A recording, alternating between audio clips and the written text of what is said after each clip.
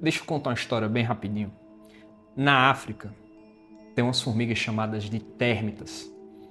Elas constroem aqueles formigueiros bem grandes, sabe? Umas coisas bem gigantes mesmo, de vários metros, que são extremamente duros, resistentes. Aí quando as formigas inimigas atacam elas, as térmitas soldados, elas fazem o seguinte: elas se penduram nas inimigas e se deixam ser despedaçadas. Mas por quê? Só para dar tempo das operárias fecharem um buraco. As soldadas elas vão literalmente para morrer, para dar tempo das operárias fechar lá o buraco e proteger o restante. E aí eu te pergunto, essas formigas, elas são heroínas? Elas merecem uma medalha? A resposta, segundo um filósofo espanhol, é que não.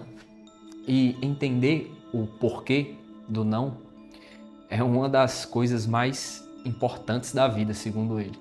Bem-vindo ao Livrosofia.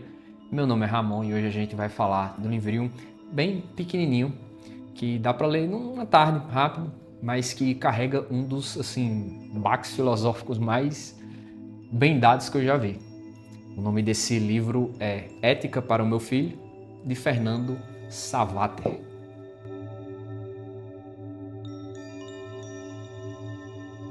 Só aquela introdução básica que eu sempre gosto de dar antes da gente começar. Em 1991, Savater, que era um filósofo espanhol, ele resolveu escrever um livro sobre ética. Semelhante ao de Luc Ferry no livro Aprender a Viver, do vídeo anterior, ele também não quis escrever para outros filósofos, também não quis escrever para alunos de faculdade decorar para fazer uma prova. Ele escreveu para uma pessoa em especial. Quem foi? O filho dele, que se chama Amador, que na época tinha 15 anos. E ele avisa logo assim no começo, sabe? Numa coisa que ele chama de advertência antipedagógica. Ele diz que esse livro, ele meio que não vai te dar resposta para nada. Ele não está aqui para dizer se o aborto é certo ou é errado, se você deve fazer isso ou aquilo, porque segundo ele, a ética, ela não serve para encerrar discussões, ela serve para começar. E o objetivo desse livro, nas palavras dele, não é fabricar gente bem pensante, é estimular gente que pense livre. Então vamos voltar para as formigas, porque é aqui onde tudo começa. Por que a formiga soldado não é heroína de verdade nas palavras dele? Savater ele responde com outro exemplo. Lá na Ilíada, de Homero, não sei se vocês estão ligados, Heitor, o maior guerreiro de Troia, que ele sai para enfrentar Aquiles. Inclusive a gente tem vídeo aqui sobre a Ilíada, viu? Ele sai para enfrentar Aquiles, fora das muralhas, e ele sabe que Aquiles é mais forte, sabe que ele vai morrer, mas ele vai mesmo assim para defender a cidade, para defender a família, a honra.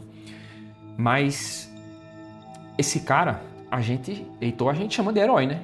E aí, por que a gente chama Heitor de herói e a formiga soldado, que faz exatamente a mesma coisa que Heitor, sacrifica pelos outros, a gente não, segundo Savater, a gente não tem que considerar ela como uma heroína?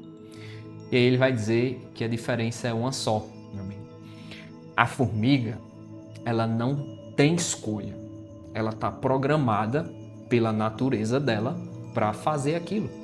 Ela não pode desertar, ela não pode fugir, ela não pode dizer hoje não, eu estou sem vontade de morrer. Ela é como se fosse, ela é literalmente uma escrava do algoritmo dela, é zero margem de escolha, tá no DNA, na programação dela. Ela faz o que tem que, porque tem que fazer. E já Heitor podia ter dito não, podia ter fingido que estava doente, podia ter fugido, inclusive. Ele tinha a possibilidade real de não ser herói. E é por isso que a gente admira Heitor e nem lembra da formiga, porque Heitor, ele é livre. E é aqui que a gente chega na palavra, que é meio que o cerne do livro inteiro, que é a liberdade. Savater, ele meio que desmonta aquela ideia romântica de liberdade. Liberdade não é para ele você, fazer tudo que eu quiser sem limite. Isso aí para ele é fantasia. Você não escolheu nascer, você não escolheu sua família, não escolheu a língua que você fala, você vai morrer um dia, quer queira ou quer não. E aí tem um monte de coisa que já está determinada. A gente também é meio programado por causa disso, pela natureza e pela cultura. Então, assim, o que é a liberdade diante disso tudo, afinal? Para Savatthi, a liberdade é duas coisas. Primeiro, você poder dizer sim ou não. Isso eu quero, aquilo eu não quero, mesmo que assim com pressão de todo mundo em cima de você. E segundo, que é meio que o pulo do gato, é dar-se conta do que você está decidindo.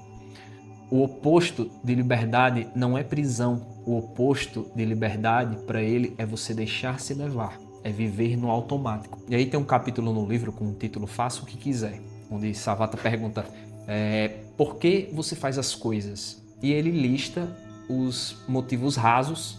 Você faz porque mandaram, ou os seus pais, o seu chefe ou a lei.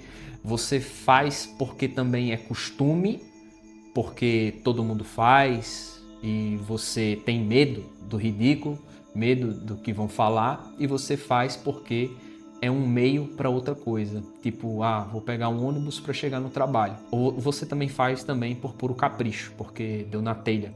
Ele diz, nas horas mais importantes de verdade, esses 4 motivos, eles não servem. Por exemplo, os nazistas, que mataram uma de pessoas aí no Holocausto, o desdobro deles era dizer que, olha, eu só cumpri ordens. E não cola, né? Em muito lugar foi costume, por exemplo, não alugar uma casa para uma pessoa que era negra, para uma pessoa que era gay. E ser costume não torna isso menos nojento. Largar um bebê sozinho um fim de semana inteiro para poder ir, por exemplo, para a praia por capricho, deixa de ser capricho simpático e vira literalmente um crime. Então, faça o que quiser, não é assim, faça qualquer coisa. Descubra o que você quer de verdade, lá no fundo, depois de pensar bastante. E para isso, Savatthi ele dá meio que uma receita. Ele pense 2 vezes. A primeira vez você responde, o que é que eu estou fazendo? Eu estou fazendo isso porque mandaram? Eu estou fazendo isso porque é um costume? Porque eu estou com vontade? E a segunda vez ela já muda tudo, porque na segunda vez você se pergunta, certo, mas é isso que eu realmente quero para minha vida? É uma pergunta mais profunda. E qual é o objetivo disso tudo? Savatthi ele chama que o objetivo para isso é para se chegar na vida boa. Não é na vida fácil, não é na vida cheia de likes, não é na vida ostentação. É uma vida que vale a pena ser vivida, do ponto de vista de quem está vivendo ela, que somos nós, né? Eu, você. E aí ele solta um conceito que eu achei bem interessante. Ele diz que a única obrigação real que a gente tem nessa vida é de não ser um imbecil. Mas não é o imbecil xingamento que a gente está acostumado a usar, e sim o imbecil do sentido etimológico da palavra.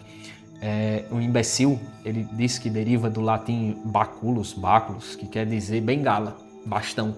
O imbecil na origem da palavra é aquele que precisa de bengala para andar.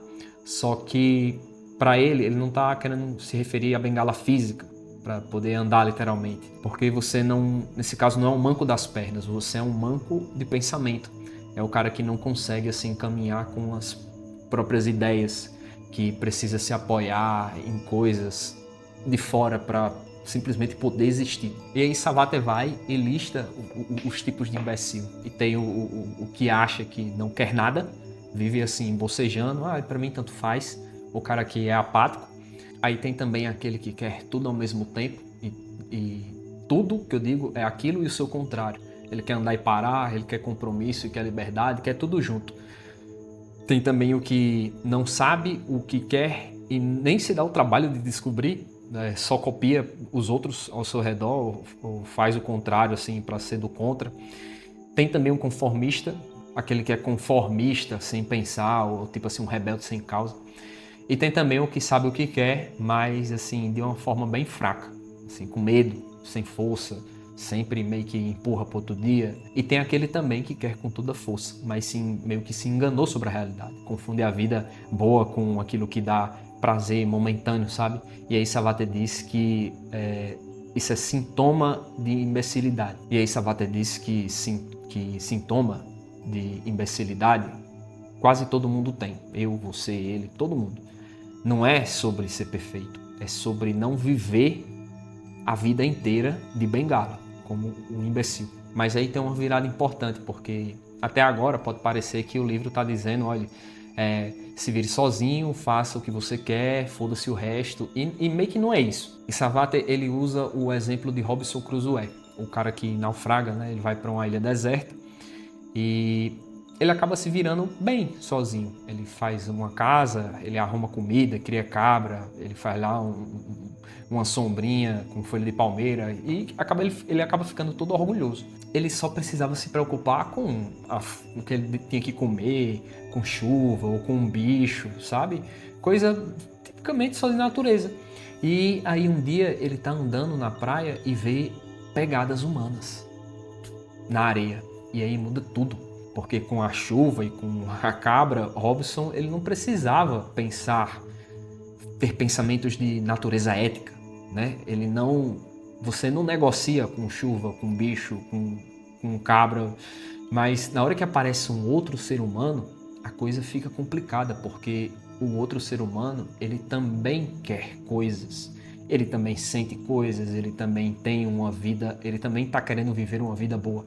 E você não consegue ter uma vida boa de verdade pisando em todo mundo, né? A gente é o tipo de bicho que precisa dos outros para... Savatthi acaba ele trazendo a situação de Spinoza, que diz que nada é mais útil ao homem do que outro homem. Então, o viver humano precisaria necessariamente incluir o outro, a viver de uma maneira minimamente ética. Por isso, não era possível exercer ética, né, vivendo sozinho numa ilha, pisoteando nos Robsons que aparecesse, né? Basicamente isso. Meus amigos, então é isso. Hoje o vídeo foi bem curto porque literalmente o livro é bem curtinho também. Essas foram minhas humildes e, como eu sempre digo, cheias de falhas de interpretação sobre esse livro, Ética, Meu Filho, um livro sobre a única coisa que te separa meio que de uma formiga, a liberdade de pensar duas vezes e escolher. Se você gostou, curta, comente, compartilhe para dar aquela força pro canal. Vou ficando por aqui até o próximo livro. Tamo junto.